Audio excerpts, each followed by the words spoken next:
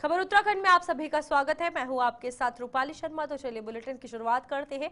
हरिद्वार के जिलाधिकारी कर्मेंद्र सिंह ने अंतर्राष्ट्रीय महिला दिवस की पूर्व संध्या पर आयोजित कार्यक्रम में महत्वपूर्ण बातें कही। उन्होंने कहा कि मातृशक्ति परिवार की आधारशिला होने के साथ साथ शैक्षणिक, सामाजिक और आर्थिक विकास में भी महत्वपूर्ण योगदान दे रही है। उन्होंने आगे कहा कि मातृशक्ति का समाज में उत्थान में बहुत बड़ा योगदान है। राष्ट्र में समग्र विकास के लिए आधी आबादी अर्थात महिलाओं को नकारा नहीं जा सकता। उन्होंने कहा कि महिलाओं का सशक्त होना बहुत जरूरी है, क्योंकि महिलाएं सशक्त होंगी तो देश भी सशक्त होगा। जिलाधिकारी ने यह भी कहा कि मातृशक्ति आज हर क्षेत्र में उल्लेखनीय कार्य कर रही है और कंधे से कंधा मिलाकर आगे बढ़ रही है। ये बातें उन्होंने अंतर्राष्ट्रीय महिला दिवस की पूर्व संध्या पर आयोजित कार्यक्रम में कही।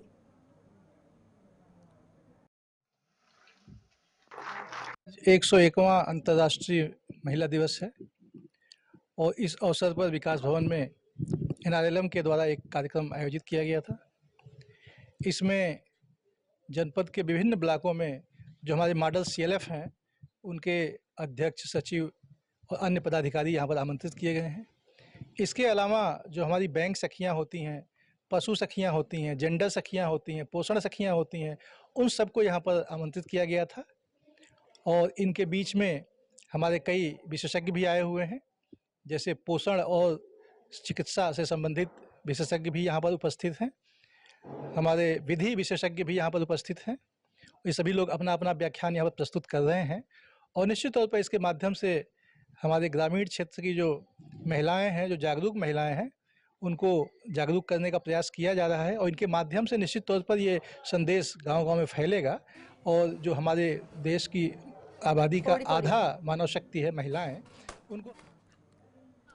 आज 8 मार्च को दुनिया भर में अंतर्राष्ट्रीय महिला दिवस के रूप में मनाया जा रहा है। ये दिन महिलाओं की उपलब्धियों को सलाम करने और उनके अधिकारों के प्रति जागरूकता फैलाने के लिए मनाया जाता है। इस अवसर पर हरिद्वार के विकास भवन सभागार में एक सम्मान कार्यक्रम आयोजित किया गया, जिसमें हरिद्वार के जिलाधिकारी कर्मेंद्र सिंह और मुख्य विकास अधिकारी आकांक्षा कोड़े ने बतौर अतिथि भाग लिया।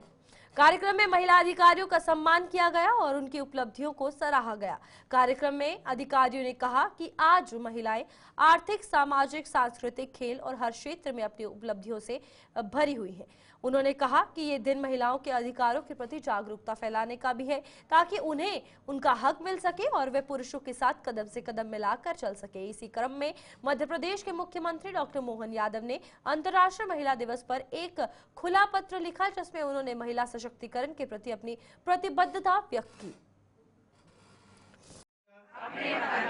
आज सबसे पहले तो अंतर्राष्ट्रीय महिला दिवस की सभी को बहुत बहुत बधाई और ढेर सारी शुभकामनाएं।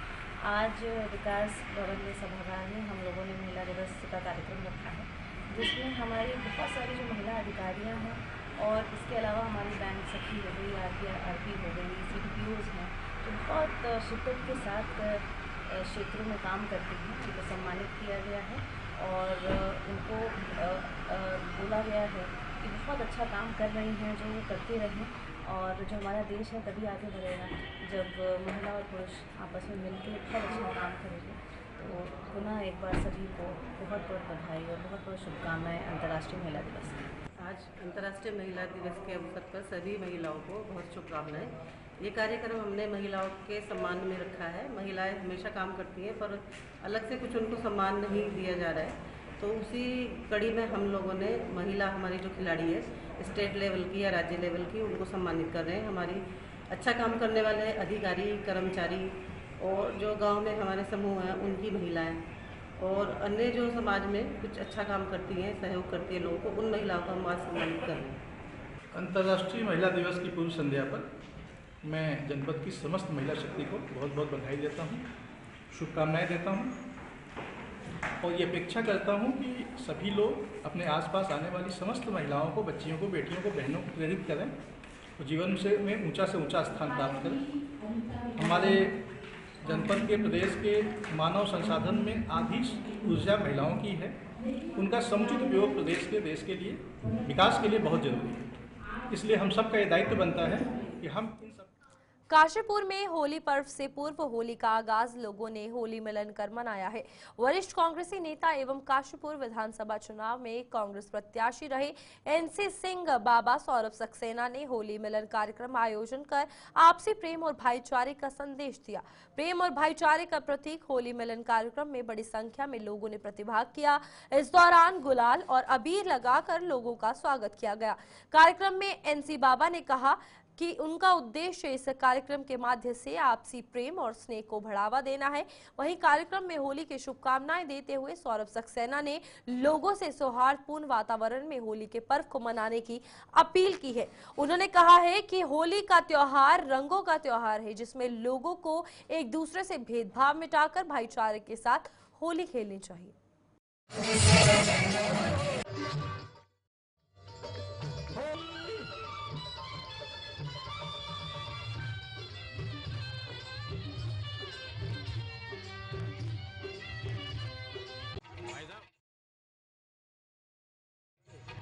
होली के शुभ अवसर पर बस मैं ये कहना चाहूंगा, आज जो यहाँ पे लोग इकट्ठे हुए हैं, भाई लोग इकट्ठे हुए हैं, बहनें इकट्ठी हुई हैं, हमारी महिला अध्यक्ष पूजा सिंह जी इकट्ठी हुई है, मेरे एक अनुरोध पर कि यहाँ पर आकर प्रोग्राम को शोभा बनाने के लिए। लेकिन उन सभी का मैं धन्यवाद देता हूँ और मेरी सभी से ये अपील है कि होली का त्योहार एक अच्छे पर्व के साथ बनाए और यही प्रयास करूंगा आगे भी त्योहार पे ये इसी तरह का आपको हुजूम देखने को मिले। बढ़िया एक्सक्यूज है, साल का है, सबको मिलाने का। काशीपुर के समस्त लोगों को हमारी कांग्रेस पार्टी की तरफ से होली की बहुत बहुत शुभकामनाएं। और इसी बहाने हमारे जितने कार्यकर्ता और सब लोग इलेक्शन में लगे हुए थे, सब थके थे, तो एक सब बेचारे सब लोगों ने मेहनत की हमारे कांग्रेस वालों को। उसी हिसाब से सब लोग मिलजुल के एक बार इलेक्शन के बाद फिर से खाना पीना भी हो जाए, उसी बहाने होली भी मना ले, तो इसलिए प्रोग्राम आयोजित किया है। होपफुली ये सक्सेसफुल होगा, लोग तो भी आ रहे हैं, मुझे लगता है फिर अच्छी हो जाएगी। सबसे पहले तो मैं काशीपुर वासियों को रमजान की और होली की हार्दिक बधाई देती हूँ। और ये कांग्रेस परिवार का एक होली मिलन कार्यक्रम है, जिसको हमने रमजान को भी देखते हुए हमने शाम का समय रखा ताकि सब लोग एकत्रित एक साथ हर धर्म के हर जाति के लोगों को हमने आज कांग्रेस परिवार को एक छत के नीचे एकत्रित किया है। आज आपसी प्रेम और भाईचारे का त्योहार होली का आप लोग देख रहे हैं कितने प्रेम से यहाँ सब लोग मना रहे हैं। यहाँ कोई राजनीतिक पार्टी, राजनीतिक दल नहीं, यहाँ एक परिवार के रूप में आज सब लोग एकत्रित होकर होली का एक दूसरे को रंग लगा रहे हैं और ये शुभकामनाएं दे रहे हैं कि सभी के परिवार में हर साल होली इसी तरह हर साल मनाई जाती रहे और सुख शांति भाईचारा प्रेम ऐसे ही बना रहे। हेमवती नंदन बहुगुणा गढ़वाल विश्वविद्यालय के पौड़ी परिसर में एक महत्वपूर्ण राष्ट्र संगोष्ठी का आयोजन किया गया, जिसमें भारतीय संस्कृति में निहित मौलिक मूल्यों और राष्ट्र पुनर्निर्माण में उनकी प्रासंगिकता पर चर्चा हुई। इस कार्यक्रम में केंद्रीय संस्कृत विद्यालय देवप्रयाग के निदेशक मुख्य अतिथि के रूप में उपस्थित रहे और उन्होंने भारतीय संस्कृति के मौलिक मूल्यों पर जोर दिया, जिनमें प्राचीन परंपराएं, नैतिक मूल्य और सामाजिक संरचना शामिल है। वक्ताओं ने इस बात पर जोर दिया कि कैसे भारतीय संस्कृति के सिद्धांतों को अपनाकर समाज और राष्ट्र को सशक्त बनाया जा सकता है। संस्कृत और भारतीय ज्ञान परंपरा की प्रासंगिकता पर भी जोर दिया गया। विशेषकर आधुनिक शिक्षा और नैतिक विकास में इस संगोष्ठी का आयोजन हेमवती नंदन बहुगुणा गढ़वाल विश्वविद्यालय के पौड़ी परिसर द्वारा किया गया था, जो कि एक प्रमुख शैक्षिक संस्थान है जो उत्तराखंड में उच्च शिक्षा के क्षेत्र में महत्वपूर्ण योगदान दे रहा है। भारतीय संस्कृति के मूल्यों पर, भारतीय संस्कृति में निष्ठ जो मूल्य वे राष्ट्र निर्माण में कैसे सहयोग हो सकते हैं, राष्ट्र निर्माण में उनकी क्या प्रासंगिकता है, उस पर यह राष्ट्रीय गोष्ठी आयोजित हुआ है। यह भारतीय दार्शनिक अनुसंधान संस्थान और इस परिसर के दोनों के तत्वावधान में हुआ है, क्योंकि आप इस समय के भारत में जो गतिविधियां हैं उनको आप देख सकते हैं, जहां 66 करोड़ लोग जहां कुंभ में स्नान किए हुए हैं और इसके अलावा 140 करोड़ की इस आबादी में न जाने कितने ऐसे करोड़ लोग हैं सुबह उठते ही श्लोक पढ़ने के बाद ही उठते हैं। बस उनमें एक ऐसे परिवर्तन, ऐसे एक सुविधा ले आने की आवश्यकता है और वो सरकार की ओर से और विश्वविद्यालय की ओर से प्रयास पूर्ण रूप से चल रहा है।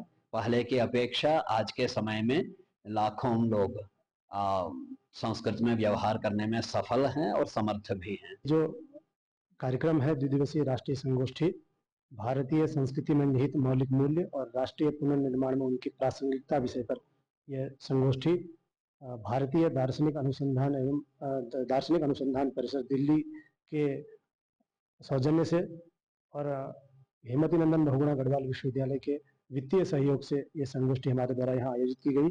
इस संगोष्ठी का मुख्य उद्देश्य जो हमारी भारतीय ज्ञान परंपरा है, जो भारतीय हमारी संस्कृति है, उसका किस प्रकार से प्रचार और प्रसार हो, किस प्रकार से यह भारतीय संस्कृति जन जन तक पहुंचे, अपने जो मूल्य हैं उनको पहचाने, इस विषय को लेकर के यह संगोष्ठी यहाँ पर आयोजित की गई। तो इसमें बहुत सारे विद्वान वक्ताओं ने अपने अपने विचार दिए। हरिद्वार में समान नागरिक संहिता लागू करने को लेकर शासन सचिव वीके षडगुम ने जिले भर में रजिस्ट्रार को और सब रजिस्ट्रार के साथ मीटिंग की है। इस दौरान नगर निकायों और ग्राम पंचायत में यूसीसी के रजिस्ट्रेशन को लेकर आ रही दिक्कतों पर चर्चा हुई। सचिव ने सभी सुझावों पर अमल करने की बात कहते हुए सब रजिस्ट्रारों को निर्देश दिए कि यहाँ पर बिना कारण किसी का रजिस्ट्रेशन रद्द न किया जाए। बनाया हुआ है वही तो कोई एजेंसी बनाया ना, तो उसमें जो है हम लोगों ने जो है एक पॉइंट जो है ऐड करा दिया, तो ये पॉइंट वो फोटो लेकर इसलिए किया क्योंकि जो सीएससी सेंटर वाले ने आधार कार्ड लगाया नहीं है और मार्कशीट की फोटो स्टेट लगाई है 10th क्लास की, और वो भी उसके इसमें हम लोग यूसीसी एक्ट लागू करते हुए लगभग 1 महीना हो गया है। इसमें अभी हमारा सब रजिस्ट्रार और नोडल अधिकारी सभी लोग का आईडी वगैरह बन चुका है और आईडी प्रॉपर वे में काम कर रहा है।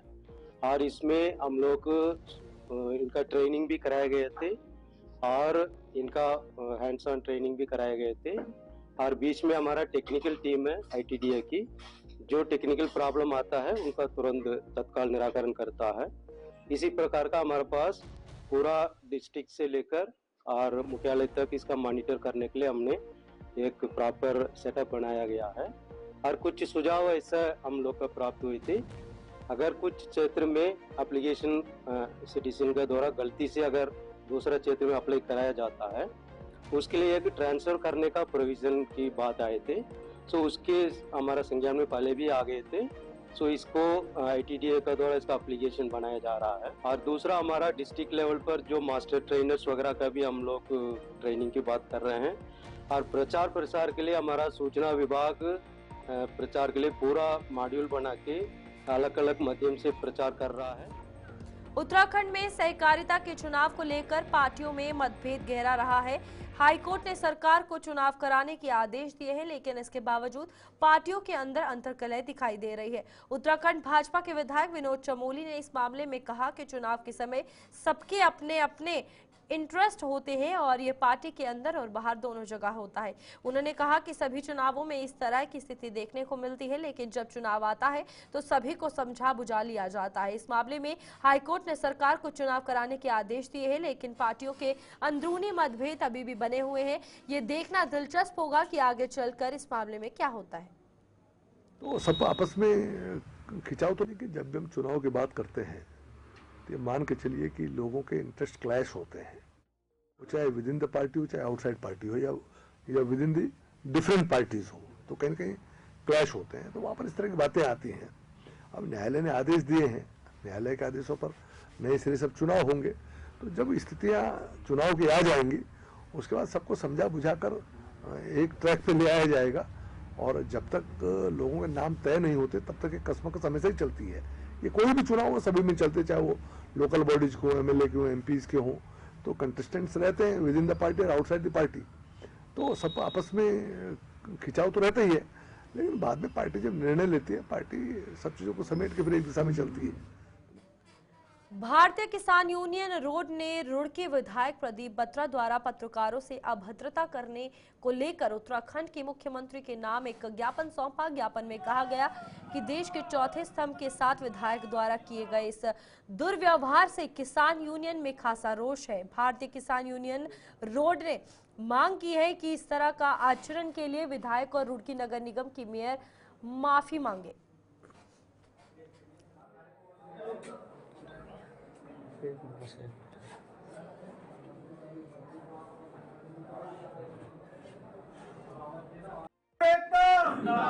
के सभी पदाधिकारीगण जो आपके सामने उपस्थित हैं, राष्ट्रीय अध्यक्ष जी की आज्ञा के अनुसार हम पत्रकारों को समर्थन देने के लिए आए हैं। उनकी जो लड़ाई है वो जायज है। पत्रकार एक इस लोकतांत्रिक तरीके का एक चौथा स्तंभ है जो अब सबकी आवाज़ उठाता है। अगर हम कुछ गलत कर रहे हैं तो निश्चित रूप से हम कहीं ना कहीं बचेंगे। अगर सब चीज़ साफ सुथरी है, सारी चीज़ें सही हो रही हैं, तो फिर हमें पत्रकारों से बचना क्यों। और पत्रकार एक सम्मान रखता है सुबह ही निकल के, वो जो एक समाज को जगाने का कार्य करता है। और विकास की एक मुख्य धारा जो है वो पत्रकार ही तो है। वही तो उठा रहा है हर तरह की समस्याएं, हर संबंधित, क्या वो किसी विभाग की हो, राजनीतिक रूप से, सामाजिक रूप से। अगर पत्रकार ही नहीं होगा कहीं पे तो कुछ भी एक कदम भी आगे नहीं बढ़ा जाएगा। और क्या कोई एमएलए हो, एमपी हो, कोई भी पदाधिकारी हो, जनप्रतिनिधि हो, उसे तो और बढ़ चढ़ के सम्मान करना चाहिए। अगर राजनीति भी करनी है तो बिना पत्रकारों से कैसे राजनीति करोगे। उनकी बातें, उनकी सोच, उनका विजन कैसे जनता तक जाएगा। और जो अभी हमारे रुड़की के अंदर मेयर और बत्रा जी ने जो पत्रकारों के साथ व्यवहार ठीक नहीं किया, उनकी बैठने की अलग व्यवस्था होती। अगर वो अपनी सीट से अलग हट के कहीं बैठते तो निश्चित बात है कि वो गलत कर रहे थे। उनके बैठने की कोई व्यवस्था नहीं, उनका कोई स्थान नहीं निश्चित कर रखा। जब आप लोग इतना बड़ा चुनाव लड़े, कह दो ना कि बिना पत्रकारों से लड़े। जब पत्रकारों को क्यों बुला बुला के बाइट दे रहे थे, क्यों उन्हें बुला बुला के अपने विज्ञापन लगवा रहे थे। जिस तरह धक्का मुक्की करके पत्रकारों को बाहर निकाले गए, क्या मंशा है कि कोई बोर्ड बैठक में घोटाला हुआ? बोर्ड बैठक में घोटाला तो कुछ नहीं हो सकता। आप लोग फिर भी उस घोटाले को होने दोगे क्या? पत्रकार इतना जागरूक है, क्या वो पर्दे के पीछे से करें या पर्दे। अनुपम खेर ने आज अपने 70वें जन्मदिन को हरिद्वार में मनाया, जहां उन्होंने अपने मित्र अनिल कपूर के साथ हरिहर आश्रम में जूना अखाड़े के आचार्य महामंडलेश्वर स्वामी अवधेशानंद गिरी से मुलाकात की और उनका आशीर्वाद भी लिया। इसके बाद उन्हें गौ पूजा करने के बाद पूजा की और इस मौके पर अनुपम खेर ने अपनी आने वाली फिल्म तन्वी द ग्रेट के बारे में भी बात की, जो उत्तराखंड में बनी है और जिसमें उन्हें उत्तराखंड सरकार और मुख्यमंत्री पुष्कर सिंह धामी का पूरा सहयोग मिला है। अनुपम खेर ने अपने प्रशंसकों से इस फिल्म को देखने की अपील की और कहा कि उत्तराखंड में हर स्थान पर एक लोकेशन है, जिस कारण ही उन्होंने अपनी फिल्म उत्तराखंड में ही शूट की है। इस अवसर पर अनिल कपूर ने अनुपम खेर के साथ अपनी दोस्ती के बारे में बात की और कहा कि उनकी दोस्ती को 35 से 40 साल हो गए हैं और वह एक ही परिवार का हिस्सा है।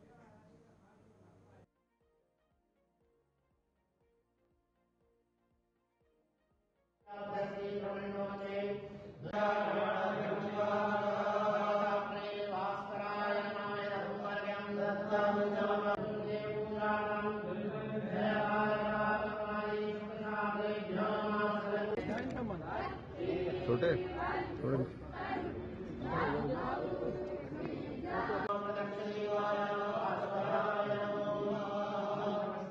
कुंभ में, महाकुंभ में स्वामी जी को मिला था, उनके शिविर में रहा था 2 दिन।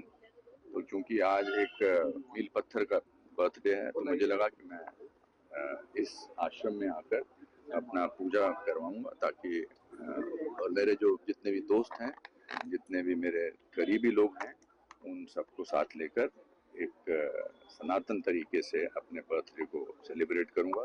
तो यहाँ मैं आया हूँ, मैं गुरु जी का और आश्रम में जितने भी साधु लोग हैं उनका शुक्रिया, उनको धन्यवाद देना चाहूँगा कि इतने खूबसूरत तरीके से, इतने धार्मिक तरीके से मेरा बर्थडे मनाया गया है, मेरा शुभ दिन मनाया गया है।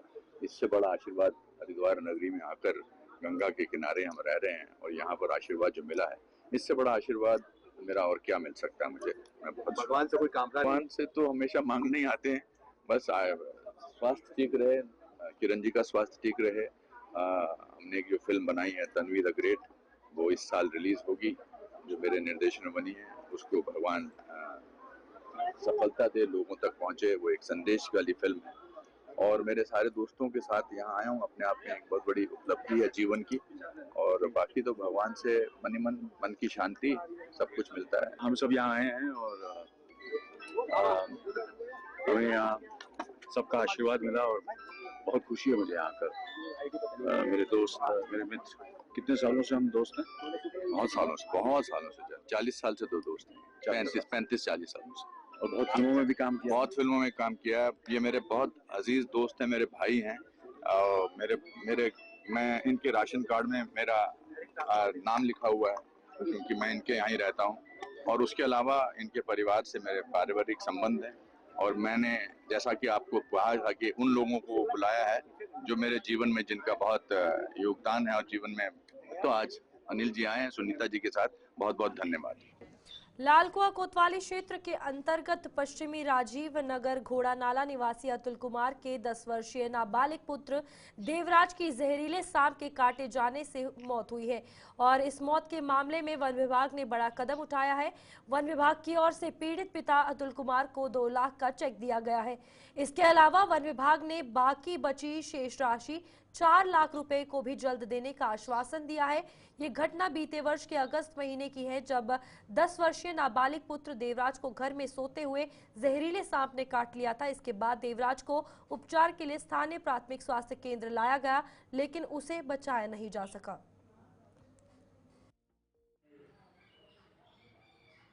ये अगस्त माह में एक बच्चा जो देवराज था और उसको जो है जहरीले सांप ने काट दिया था और उसके उपरांत में उसके जो पेरेंट्स अतुल हैं उन्होंने हमको सूचना थी। यहाँ से स्टाफ गया मौके पे और बच्चे को इलाज के को ले जाया गया, जहाँ उस इलाज के दौरान उसकी मृत्यु हो गई और सांप को रेस्क्यू करके जंगल में छोड़ा गया, वहाँ से पकड़ करके। और जो मृतक देवराज है, इसके जो पेरेंट्स हैं अतुल, उनको जो है आज फौरी तौर पे 2 लाख का चेक सौंपा गया है और उसमें 4 लाख का चेक उसमें अवशेष उसकी जब जैसी धनराशि आ जाती है, बजट आ जाता है, तो वो भी सौंप दिया जाएगा। और क्षेत्रीय जनता से और निकटवर्ती ग्रामवासी से हम अपील करेंगे कि वो बरसात के दिन में और गर्मी के दिन में जब भी सांप को देखने को या ऐसे कहीं धूल भाड़ साफ सफाई रखें, कहीं देखने में मिला आए तो वन विभाग को सूचित करें और जिससे हम समय पर रेस्क्यू किया जा सकता है और जनहानि को बचाया जा सकता है। और यही हम अपील करते हैं। और जो इसका जो अवशेष पैसा है देवराज का, वो उसके पेरेंट्स को हम जल्द से जल्द सौंपने की कार्रवाई करें। नगर पंचायत सेलाकुई क्षेत्र में इन दिनों धड़ल्ले से अवैध कब्जे हो रहे हैं। पिछले काफी समय से नगर पंचायत सेलाकुई में भूमाफियाओं के संरक्षण में लोग रातों रात मकान खड़े कर रहे थे, जिसमें 1 से 2 एकड़ जमीन को ईंट की दीवारों से घेर रहे थे। जबकि इस खेल में न केवल भूमाफिया बल्कि पंचायत प्रतिनिधि भी शामिल है। वही क्षेत्र के भूमाफिया धड़ल्ले से रातों रात कब्जा करके गरीब लोगों को औने पौने दामों में बेच रहे हैं। क्षेत्र की सरकारी भूमाफियाओं को बेचकर करोड़ों रुपए का राजस्व को चूना लगाया जा रहा था, जिसमें कि तहसीलदार विवेक राजूरी नगर पंचायत सेलाकुई में बड़ी कार्रवाई करते हुए सरकारी भूमि पर अवैध कब्जे को लेकर ध्वस्तीकरण अभियान चलाया गया।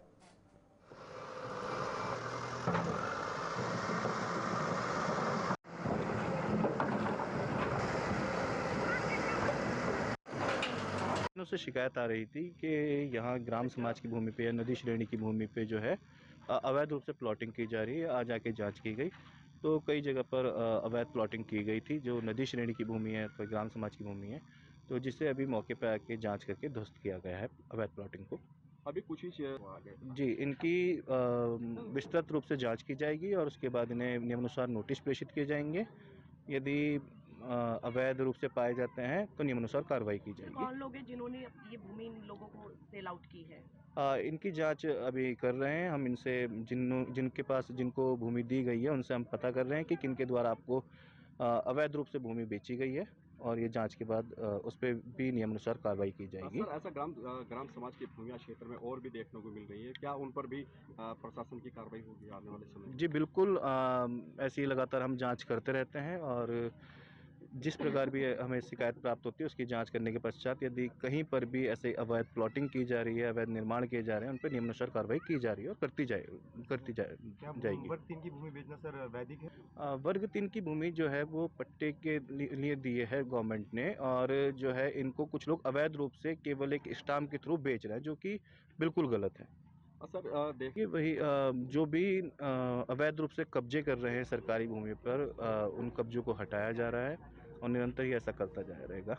और क्षेत्र में ऐसे उनके खिलाफ भी जैसे ही उनके विरुद्ध में कोई भी साक्ष्य। चलिए अभी के लिए बुलेटिन में इतना ही। खबरों का सिलसिला आगे भी जारी रहेगा। आप देखते रहिए गुलिस्तान न्यूज़।